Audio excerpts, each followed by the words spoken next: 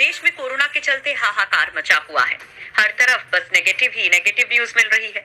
लेकिन इस बीच हिमाचल प्रदेश के शिमला से एक ऐसी पॉजिटिव न्यूज आई है जिससे कोरोना मरीजों के लिए किसी रोल मॉडल से कम नहीं है। ये खबर न केवल एक नई हिम्मत का संचार कर रही है, बल्कि इस महामारी से जंग जीतने का एक नया जज्बा भी पैदा कर रही है। आप अगर ये वीडियो देख रहे हैं तो इसे ज्यादा से ज्यादा लोगों तक शेयर जरूर करें, क्योंकि जिस शख्स की न्यूज आप देख रहे हैं वो कोरोना संक्रमण की जबरदस्त मार तले चला गया था। ऑक्सीजन का लेवल 23 रह गया था। 27 दिन आईजीएमसी हॉस्पिटल में वेंटिलेटर पर रहा। ताबड़तोड़ 30 किलो वजन कम हो गया, लेकिन हौसला बरकरार रहा। डर का साया हिम्मत को नहीं डिगा पाया और अब वो कोरोना वाली जंग जीतकर घर लौट चुका है।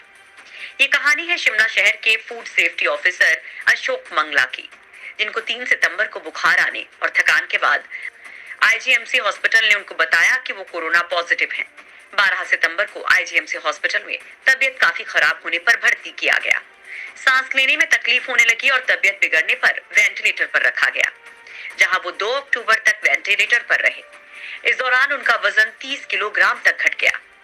ऑक्सीजन लेवल कई बार 30 से नीचे गया। उसके बाद मेरी ऑक्सीजन लगातार 30 से नीचे जा रही थी। 23, 24, 22, 23, 24 लगभग ऐसे जा रही थी। वेंटिलेटर फुल होता था तब भी मेरी ऑक्सीजन नहीं बन पा रही थी। 2 अक्टूबर के बाद तबीयत में हल्का सुधार होने लगा था। आईजीएमसी से छुट्टी दे दी गई थी, लेकिन कुछ दिन घर में रहने के बाद दोबारा उनकी तबीयत बिगड़ गई। दोबारा जांच में पता चला कि फेफड़ों में दिक्कत है। मेरे 90% लंग्स जो थे वो डैमेज हो चुके थे। 10 अक्टूबर को फिर से आईजीएमसी में दाखिल किया गया। 25 अक्टूबर को दोबारा सांस थमने लगी और फिर से उन्हें वेंटिलेटर पर डाल दिया गया। इस दौरान 7 दिन वेंटिलेटर पर रहे। बाद में उनकी तबीयत में सुधार होने लगा और आज वो अपने पैरों पर खड़े हैं। यानी कोरोना को हराया जा सकता है और आपको भी इनकी ये कहानी जरूर सुननी चाहिए। इस दौरान मेरे साथ कई ऐसी दुर्घटनाएं या घटनाएं हुई। दुर्घटना मैं इसलिए नहीं बोलूंगा क्योंकि मैं रिकवर कर गया। रिकवर करने के लिए सबसे बड़ा मूल मंत्र क्या है? अपने आप पे विश्वास, अपनी विल पावर, अपने आप पे भरोसा, अपने भगवान पे भरोसा। आपका जो भगवान रूपी डॉक्टर जो आपको ट्रीट कर रहा है उन पे भरोसा, और खाना नहीं छोड़ना। खाना आपने लगातार 3 टाइम खाना जरूर खाना, क्योंकि जब आप खाना नहीं खाएंगे तो आपको कोई भी मेडिसिन काम नहीं करेगी। दूसरी बात, आप अपने डॉक्टर पे भरोसा नहीं करेंगे तो आपका जो बॉडी सिस्टम होता है वो नेगेटिविटी की तरफ चला जाता है। अपने आप में विल पावर अपनी जरूर रखनी है। मेरे साथ 2-3 ऐसे इंसिडेंट्स हुए कि एक बार मैं यूरिन करने के लिए बेड से उठा और मैं गिर गया। मैं नीचे जमीन पे पड़ा हूँ। डॉक्टर साहब मेरी आंखें चेक करके बोल रहे हैं, मंगला जी आपने मेरा साथ छोड़ दिया। मैंने बोला डॉक्टर साहब एक ट्राई और मारो।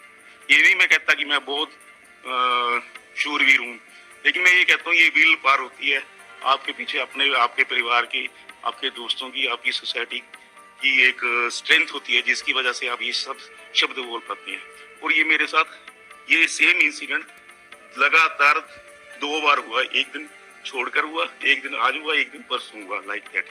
उसके बाद मेरी ऑक्सीजन लगातार 30 से नीचे जा रही थी। 23, 24, 22, 23, 24 लगभग ऐसे जा रही थी।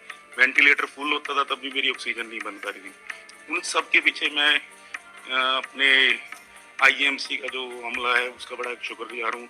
डॉक्टर्स ने मेरे लिए बहुत मेहनत की। डॉक्टर एमएस जो है, डॉक्टर जनक जी, वो लगातार बीच बीच में पीपी किट्स डाल के पेशेंट्स को मिलने आते थे।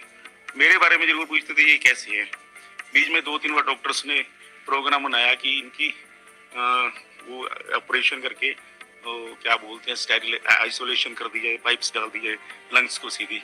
लेकिन हर बार ऐसा ही होता था कि मैं बोलता नहीं डॉक्टर साहब एक ट्राई और मार के देखो, मैं ठीक हो जाऊंगा। ये है आपकी स्ट्रेंथ, आपकी विल पावर, जो मैं सभी कोरोना पेशेंट्स को बोलना चाहूंगा। पहले तो किसी को कोरोना होना ये बहुत गंदी बीमारी है। अगर किसी को हो जाता है तो अपने आप पे विश्वास नहीं छोड़ना, खाना नहीं छोड़ना, अपने डॉक्टर के ऊपर विश्वास नहीं छोड़ना। और इस दौरान मैं उसके बाद मुझे 2 अक्टूबर से मुझे 15 के दिन के लिए मुझे पल्मोनरी वार्ड में शिफ्ट कर दिया गया। पल्मोनरी वार्ड से मुझे छुट्टी मिल गई। घर आया। घर आने के 15 दिन बाद जब मैं दोबारा रीचेकअप के लिए गया तो एचओडी जो पल्मोनरी के उन्होंने बोला इनको इमीडिएटली आईसीयू में शिफ्ट कर दिया जाए। फिर मैं 15 दिन के लिए करीब आईसीयू में रहा, जिस दिन मैं वेंटिलेटर पे भी था। वेंटिलेटर कोई बहुत बहुत बड़ी चीज़ नहीं है। वेंटिलेटर सिर्फ ऑक्सीजन देती है आपको, उससे क्या होता है कि आपकी मेरे 90% लंग्स जो थे वो डैमेज हो चुके थे, और उस दौरान मेरी प्रिस्क्रिप्शन के ऊपर उन्होंने लिखा हुआ है जो कार्ड बना कि रेस्पिरेटरी फेलियर। मैं ये कहना चाहता हूँ कि रेस्पिरेटरी फेलियर होने के बावजूद भी अगर मैं आज आपसे बात कर रहा हूँ तो इसके पीछे आपका अपने डॉक्टर के ऊपर विश्वास होना, आपकी विल पर होना बड़ा जरूरी है।